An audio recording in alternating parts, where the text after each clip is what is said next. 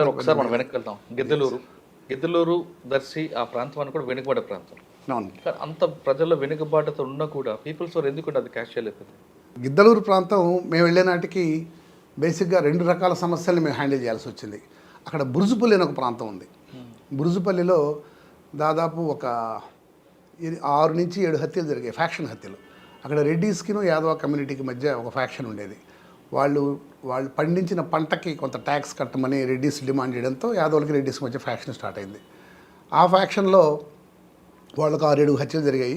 దాన్ని కంట్రోల్ చేయడం మాకు ఒకవైపు అయితే, అప్పుడప్పుడే ఎమర్జ్ అవుతున్న పీపుల్స్ వార్ని కంట్రోల్ చేయడం ఒకవైపు అయింది. ఇందాక నేను మళ్ళీ చెప్పినట్టు పీపుల్స్ వార్ గ్రూప్ ఇది మాటిమాటికి మనం చెప్పుకోకూడదు. తొందరగా మాస్ బేస్ని కోల్పోవడంతో ప్లస్ పోలీస్ యాక్షన్ కూడా స్ట్రింజెంట్గా స్ట్రిక్ట్గా ఉండడంతో ఇది మీకు తెలిసిన చరిత్రే అది. ఓకే సార్, దోర్నాలో చెప్పారు ఫస్ట్ పోస్టింగ్. దోర్నాలు మీకు ఫస్ట్? ఎస్ అండి. దోర్నాలో మీకు వెళ్ళగానే మెయిన్ ఛాలెంజ్ ఏముందండి ఇక్కడ?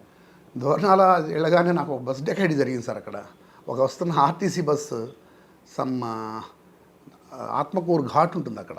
అంతకుముందు మీకు చెప్పినట్టు ఇదంతా కన్వెన్షనల్ పోలీసింగ్ ఉండేది ప్రకాశం జిల్లాలో. 98 దాకా, 98 నుంచి 2010 దాకా ఒక పోలీసింగ్. దానికి ముందు మళ్ళీ 2010 తర్వాత కన్వెన్షనల్ పోలీసింగ్, దొంగలు పట్టుకోవడం ఇవన్నీ జరిగాయి. ఒక బస్ డెకాయిటీ జరిగింది. ఆ బస్ డెకాయిటీలో ఒక 4-5 బస్సు ఎక్కి వెళ్తున్న బస్సును ఆపి డ్రైవర్ ప్లేస్లో వీడు కూర్చొని డ్రైవ్ చేస్తూ ఆన్గోయింగ్ దోపిడీ చేసి కొన్ని చోట్ల ప్రయాణికుల దగ్గర నగలన్నీ తీసుకొని వెళ్ళిపోయారు. నాగేంద్ర కుమార్ డిఎస్పీ గారు సీన్ ఆఫ్ అఫెన్స్కి వచ్చి ఇంత ఘాట్ రోడ్లో వాడు చక్కగా నడిపాడు ఈ డ్రైవర్, ఖచ్చితంగా ఆర్టీసీ వాడు అయి ఉంటాడు, అదర్వైజ్ ఈ ఏరియాలో నడిపిన లారీ డ్రైవర్ అయి ఉంటాడు, మీరు ఆర్టీసీ డిపార్ట్మెంట్లో బ్యాడ్ ఫెలోస్ని చెక్ చేయండి అని చెప్పారు. చూడండి అంత అద్భుతమైన ఆలోచన విధానం. ఆయన ఐజీ చేసి రిటైర్డ్ అయ్యారు. నాగేంద్ర కుమార్ గారు మీకు ఐడియా ఉంటుంది. ఆయన అడిగారు ఒక్కొక్క ప్రయాణికుడిని, అతను ఏమన్నారు తడబడుతూ నడిపాడా ప్రొఫెషనల్గా నడిపాడా దాని మీదే ఆలోచించారు. నెక్స్ట్ ఇమీడియట్గా మేము ఆత్మకూరు డిపోకి వెళ్ళి సస్పెండ్ అయిన ఆర్టీసీ డ్రైవర్స్ వాళ్ళ జీవన విధానం పరిశీలించినప్పుడు ఒకటి దొరికిపోయాడు. ఆయన తీసుకొని వస్తే వాడికి ఎంగేజ్ చేసింది. జస్ట్ ఇది ఒక వారం రోజుల్లో డిటెక్ట్ చేసాం కేసుని. అంటే ఆఫీసర్ యొక్క ఆలోచన ఉంది. అవునండి, అదృష్టవశాత్తు ప్రకాశం జిల్లాలో చేసిన ప్రతి పోలీస్ ఆఫీసర్ మాకు పీపుల్స్ వార్ గ్రూప్ ప్రాబ్లం తగ్గిన తర్వాత కూడా అద్భుతమైన ఆఫీసర్ చేశారు. సత్యేష్ బాబు సార్ ఉన్నారు, ఆయన చాలా మంచి ఆఫీసర్. ఇప్పుడున్న మేడం గారు ఉన్నారు, సిద్ధార్థ్ కౌశల్ గారు ఉన్నారు. వీళ్ళందరూ మా చెప్పాను మీకు, వాళ్ళ ఫస్ట్ పోస్టింగ్ మా దగ్గర కావడంతో వాళ్ళు చాలా ట్రాన్స్పరెంట్గాను చాలా అద్భుతంగాను పనిచేసే అవకాశం వాళ్ళకి వచ్చింది. దోర్నాల్లో కేసు అయిన తర్వాత నెక్స్ట్ పోస్టింగ్ ఎక్కడండి? నెక్స్ట్ నేను మార్టూరు వెళ్ళానండి. అది మార్టూరు పెద్దగా ఒకసారి ఇలాంటి వాతావరణానికి అలవాటు పడిన తర్వాత అటవీ ప్రాంత వాతావరణం, మార్టూరు ప్లెయిన్ ఏరియా, నాకు పెద్దగా పని ఉండేది కాదు.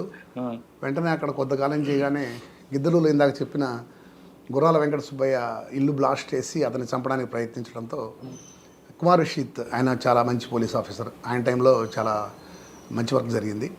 ఆయన నన్ను గిద్దలూరు వెళ్ళమడం జరిగింది. నేను ఇమీడియట్గా గిద్దలూరు జాయిన్ అని అప్పటి నుంచి నేను దాదాపు ఎక్కువ కాలం మార్కాపురం సబ్ డివిజన్లోనే ఉండిపోవడం జరిగింది. గిద్దలూరులో మేము ఇందాక మీరు చెప్పినట్టు 2 హ్యాండిల్ చేసాం. ఓ పక్క ఫ్యాక్షనిజం ఎట్ బురుజుపల్లి, దాదాపు ఒక 50 నుంచి 60 తుపాకులు సీజ్ చేసాం వాళ్ళ దగ్గర. వాళ్ళందరినీ అరెస్ట్ చేసాం. ఎక్కడి నుంచి వచ్చిందంటే వాళ్ళకి అంత వెపన్? రాయలసీమ కల్చర్ అంటే రాయలసీమలో నాటు తుపాకులు అప్పట్లో ముఠాలు ఉండేవి కదా, ఫ్యాక్సిస్టుల వెనకాల నాటు తుపాకులు పట్టుకొని తిరిగే ముఠాలు ఉండేవి, అప్పుడు కూడా ఉండేవి. అక్కడి నుంచి తెచ్చుకునేవాళ్ళు, బాంబులు అవన్నీ తెచ్చుకునేవాళ్ళు. ఆ ఫ్యాక్షన్ దాదాపు 2.5 సంవత్సరం సాగింది గిద్దలూరులో. మార్కాపురం సబ్ డివిజన్ వైటినాయుడు సిఐ గారు ఉండేవారు. ఆయన మేమందరం కలిసి ఆ ఫ్యాక్షనిజాన్ని త్వరలోనే రిమూవ్ చేసేసాం. దాదాపు 6 నెలల ప్రాంతంలో అందరిని అరెస్ట్ చేసాం, సీజ్ చేసేసాం. విశ్వజిత్ గారు బాగా ఎంకరేజ్ చేసేవారు. ఫ్యాక్షన్స్ ఆపారు. ఇంకోటి మీరు డెకాయిట్లు కూడా ఉన్నాయి కదా అక్కడ మార్కాపురం? అవునండి, అక్కడ ఆ డెకాయిట్లు పీపుల్స్ వార్ ప్రవేశించిన తర్వాత అది బాగాయి. ఫారెస్ట్లో నక్సలైట్లు ఉన్న తర్వాత చాలా తగ్గుతాయి. స్మగ్లింగ్ కొంత తగ్గింది, take smuggling, red would sanders smuggling తగ్గింది. ఆ డెకాయిట్లు కూడా ఆగిపోయాయి కొద్దిగా.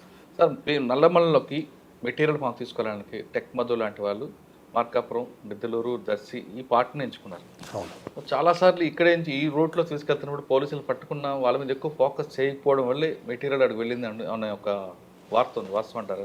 మా వాళ్ళు ఈ మెటీరియల్ పట్టుకోవడంలో అద్భుతమైన పని చేశారండి. అకేశ్వరరావు అని ఒక సబ్ ఇన్స్పెక్టర్, ఇప్పుడు ఆయనకి యాక్సిడెంట్ అయ్యి హెల్త్ బాగాలేదు, ఎక్కడ బయట ఉన్నారు. ఆయన నాకు తెలిసి ఎస్ఆర్ఎంటీ ట్రాన్స్పోర్ట్లో వచ్చిన రాకెట్ లాంచర్స్, దాదాపు 200 రాకెట్ లాంచర్స్, రంగనాథ్ గారని ఒక గొప్ప ఆఫీసర్ ఉండేవారు మాకు.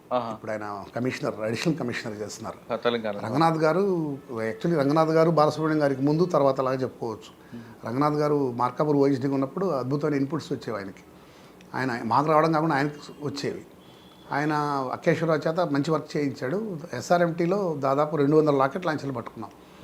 అట్లానే వాళ్ళ యూనిఫామ్స్, వాళ్ళ మిగిలిన మెటీరియల్ అంతా ఎర్రగొండపాలెంలో ఒక ట్రాన్స్పోర్ట్ కంపెనీలో పట్టుకోవడం జరిగింది. ఆ వర్క్ కూడా జరిగిందండి. మీరు చెప్పినట్టు మొదట కొంత 95కు ముందు కొద్దిగా స్తబ్దత ఉండేది. 96, 97 తర్వాత పోలీసులు they took back the fight in to jungles. మన వాళ్ళు కూడా రంగనాథ్ గారికి ముందు, రంగనాథ్ గారి తర్వాత చెప్పండి ఒకసారి. నేను చెప్పేది దళ చర్యలతో పాటు పోలీస్ యాక్షన్ కూడా చాలా స్విఫ్ట్గా ఉండింది రంగనాథ్ సార్ వాళ్ళ టైంలో. అంతకుముందు కొద్దిగా స్తబ్దత ఉన్నమాట వాస్తవం, ఎందుకంటే దళ చర్యలు కూడా పెద్ద లేవు. అప్పుడు ఎస్పీ బాలసుబ్రహ్మణ్యం గారు. అవునండి, బాలసుబ్రహ్మణ్యం గారు ఎస్పీ, రంగనాథ్ గారు ఓఎస్డీ. అంటే అప్పుడు బాగా మూమెంట్ ఎక్కువ ఉండేది. అవునండి, ఆ టైంలో వాళ్ళ మూమెంట్ ఉంది. మన వాళ్ళు కూడా మన స్పెషల్ పార్టీస్ ఈ మెనెస్ ఎండ్ కావడానికి, ఇది అంతరించడానికో లేదా ఒక చెక్ పెట్టడానికి లేదా ఆగిపోవడానికి అందరూ కారణమండి. మా స్పెషల్ పార్టీ కానిస్టేబుల్ అదే టైంలో బ్యాంక్ రాబరీ జరుగుతుంది, కార్లో వస్తుంటారు. ఒకసారి ఆ కేసు చెప్పండి. బ్యాంక్ రాబరీ ఆ టైంలో నేను గిద్దలూరు సెకండ్ టైం చేస్తున్నానండి. రాజశేఖర్ బాబు సార్ అక్కడ ఇది డిటెక్ట్ అవడానికి కారణం ఆయన. ఈ కేసు డిటెక్ట్ కావడానికి రాజశేఖర్ బాబు ఓఎస్డీ గారు, ఇప్పుడు ఐజీ గారు ఉన్నారు కదా, వారి కారణం. ఆయన ఇప్పుడు నంద్యాల ఓఎస్డీగా ఉండేవారు, ఈ పక్క ఓఎస్డీగా రంగనాథ్ సార్ ఉండేవారు. వాళ్ళిద్దరు అటు వెస్ట్ ఒకరు ఈస్ట్ ఒకరు ఉండేవారు. బ్యాంక్లో ఒక బ్యాంక్ ఆఫ్ ఏదో రాజస్థాన్, బ్యాంక్ ఆఫ్ బరోడా, గ్రామీణ బ్యాంక్ అనుకుంటా, మా బ్యాంక్ నుంచి వస్తుంటే అది ఇంటి దొంగల పనే. అప్పటి దాన్ని దాదాపు ఒక 1 డే లోపే ఆయన రాజశేఖర్ బాబు, ఆయన టెక్నికల్గా చాలా కాంపిటెంట్ ఆఫీసర్, ఆయన దాన్ని డిటెక్ట్ చేయగలిగారు. ఆయన లీడ్ ఇస్తే పట్టుకొని వచ్చేసాం. ఓకే, మార్కాపురం తర్వాత ఎక్కడికి వచ్చారండి? నేను గిద్దలూరు నుంచి వేటపాలెం వెళ్ళానండి. వేటపాలెం మళ్ళీ మీరు ఇందా చెప్పినట్టు ప్లెయిన్ ఏరియా. వన్స్ ఒకసారి ఫారెస్ట్లోంచి వెళ్ళి మళ్ళీ ప్లెయిన్ ఏరియాలో పడితే will be feeling out of rowdyism ఎక్కువ కదండి, ఫిష్ అవుట్ ఆఫ్ వాటర్. ఎక్కడండి? వేటపాలెం రౌడీజం పెద్దగా ఉండేది కదా. వేటపాలెంలో నాకు ఒక అద్భుతమైన ఎన్కౌంటర్ జరిగింది. వేటపాలెంలో ఇట్లానే మీ డెకాయిటీ జరుగుతుంది. అక్కడ ఒక చినగంజా మండలంలో కొలసనకోట అని ఒక ప్రాంతం ఉంది. ఆ ప్రాంతంలో నేను చారుసింహ మేడం ఎస్పీ, నేను దర్శి వెళ్ళి ఎలక్షన్ సీఎం గారు ఎవరు వస్తుంటే దర్శి వెళ్ళి వస్తూ ఉంటే రాత్రి 1 గంటప్పుడు వెహికల్స్ అన్ని వరుసగా ఆపున్నారు. ఎందుకు ఆపారు చెక్ చేయమని నా గన్మెన్ అడిగాను. అతను కిందకి వెళ్తే అతని మీద కూడా రాయి విసిరింది, అతను కూడా తలబగిలింది. So we understood that some dacoity was going on. వెంటనే దిగి మా వాళ్ళు ఫైర్ చేశారు, నేను ఫైర్ చేశాను. ఒకడు అక్కడే చనిపోయినాడు. సమ్ బిడ్జు నాయక్ అనే పేరు అతనిది, గిద్దలూరు ప్రాంతం వాడే అతను.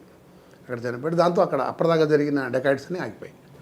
వేటపాలెంలో రౌడీజం లేదు, పెద్దగా లేదండి. వేటపాలెం ప్లెయిన్ ఏరియానే బాగానే ఉంటుంది. చిన్న చిన్న ఇల్లీగల్ యాక్టివిటీస్ జరుగుతాయి. వేటపాలెంలో ఒక రైల్వే ట్రాక్. అవునండి, రైల్వే ట్రాక్ ద్వారా ఎప్పుడైనా నైట్ టైం వెహికల్స్ ఆగితే మీరు చెప్తున్నట్టుగా డెకాయిట్లు ఒక స్థాయిలో జరిగేది. దాని మీద ఇప్పుడు ఫోకస్ చేశారు అంటే నాయక్ ఎన్కౌంటర్ ముందు, నాయక్ ఎన్కౌంటర్ తర్వాత వెలుగుండేదా వేటపాలెం రైల్వే ట్రాక్? నాకు పెద్దగా అక్కడ నేరాలు జరిగేవి. అమ్ముతామంటూ అనే ముసుగులో వచ్చి డెకాయిట్లు చేసేవారు. అవునండి, అయి ఉండొచ్చు, కానీ నా టైంలో ఏం జరగలేదు. బట్ ఈ ఇన్సిడెంట్ అయిన తర్వాత ఆ పర్టికులర్ రోడ్డు మీద, ఆ బ్రిడ్జ్, కొలసనకోట బ్రిడ్జ్ మీద అఫెన్సెస్ అన్నీ ఆగిపోయాయి. కడవ కుదురు మీకు వచ్చేదా? లేదండి, కడవ కుదురు చిన్నగా ఎంపీఎస్ అనుకుంటాను. వేటపాలెం తర్వాత వచ్చారండి? కందుకూరు టౌన్ వెళ్ళానండి. కందుకూరు టౌన్లో బేసిక్గా అక్కడ ఉన్న పెద్ద సమస్య 2004 ముందు కందుకూరులో చాలా రౌడీజం ఉండేది, చాలా ఎక్స్టెన్సివ్ స్థాయిలో ఉండేది రౌడీజం. చట్నీ వేయలేదనేసి వ్యాపారస్తుని చంపేసిన సంఘటన ఉండేది అక్కడ. చట్నీ వేయలేదన్నా, చట్నీ ఎక్కువ వేయలేదని చెప్పి చంపిన సంఘటన, లేదా ఇంకా ఎలక్షన్లో పోలింగ్ సిల్లీ రీజన్స్ అక్కడ అలా మర్డర్స్ చాలా జరిగాయి. రౌడీజం విపరీతంగా ఉండేది. 70 మంది రౌడీలు ఉండేవాళ్ళు. మాకు ఇన్స్ట్రక్షన్ లద్దా సార్ ఎస్పీ, మా మహేష్ చంద్ర లద్దా సార్, ఆయన నెంబర్ 1 ఆఫీసర్. ఆయన పంపడమే చాలా చక్కగా డైరెక్షన్ ఇచ్చి పంపారు. అక్కడ నాకు ఏం చేస్తారో తెలియదు. మీరు నరహరా ఉన్నారు, నరహరా ఆయన చాలా క్యాపబుల్ ఆఫీసర్. మీరు ఏం చేస్తారో తెలియదు, నాకు అక్కడ రౌడీజం ఎండ్ కావాలి, రౌడీజం చెక్ పెట్టాలి, మీకు ఎంత ఫోర్స్ కావాలో తీసుకోండి అని ఆయన ఇచ్చిన ఫ్రీ హ్యాండ్తో అదృష్టవశాత్తు అప్పుడు అక్కడ ఉన్న ఒక శాసనసభ్యుడు కొత్తగా సెలెక్ట్ అయిన ఆయన మహేందర్ రెడ్డి గారు, వారు కూడా మీకు ఫ్రీ హ్యాండ్ ఇస్తాను చేసుకోండి అన్నారు. సో అక్కడ జనరల్గా అంటే నా ఉద్దేశంలో రౌడీజం 2 రకాలుగా ఉంటుంది. ఒకటి చిన్నప్పటి నుంచి అనేక కష్టాలు పడుతూ లేదంటే మొట్టికాయలు తింటూ జీవితంతో అనేక వాస్తవ పరిస్థితులు ఎదుర్కొని వచ్చినవాడు రౌడీగా ఉంటాడు, వాడు మారడు. ఎందుకంటే అతనికి ఆ రౌడీజంలో ఉన్న దాన్ని, ఆ హ్యాపీనెస్ని అతను కంటిన్యూగా ఎంజాయ్ చేస్తూనే ఉంటాడు. రెండో రకం రౌడీజం ఆధిపత్య భావజాలం వల్ల వస్తుంది. ఒక ప్రాంతం వాడినందువల్ల, ఒక వర్గం వాడినందువల్ల, లేదా ఒక గ్రూప్ వాడినందువల్ల. కందుకూరులో అలాంటిదండి. వాళ్ళని పెద్ద బెండ్ చేయడానికి పెద్ద కష్టపడనక్కర్లేదు. పోలీస్ స్టేషన్ తీసుకొచ్చి కౌన్సిలింగ్ ఇస్తేనో, వాళ్ళ ఇంట్లో వాళ్ళ ముందు గట్టిగా అతన్ని మందలిస్తేనో, లేదా 2 దెబ్బలు వేస్తేనే వాళ్ళు మారిపోయారు రౌడీలు. కానీ శ్రీరామ్ గారు పబ్లిక్లో కొట్టడం ఎక్కువగా చేసేవారని, సోషల్ పనిష్మెంట్ ఎక్కువ ఇచ్చేవారని కందుకూరు చెప్తుంటారు. అదే సార్, ఆ కాలంలో అలా ఉన్నింది.